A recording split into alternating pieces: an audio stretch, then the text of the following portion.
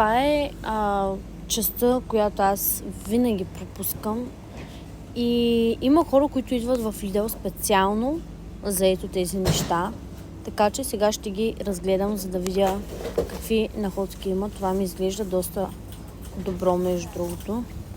Миналата година ходихме за първи път на ски с Райчо и мога да ви кажа, че нямах ръкавици и ми замръзваха ръцете.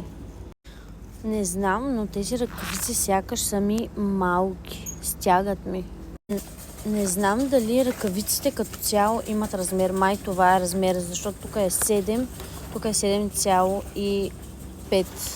Мисля, че ако намеря 8 ще е добре. Това са идеални за Райчо, но той има малко дебели пръсти, така че това не знам дали ще му е добре. На мен ми е добре, малко, но имайте предвид, че вътре има доста дебел подплата и изглежда, че е празно тук, но няма къде да си пъхна повече пръста.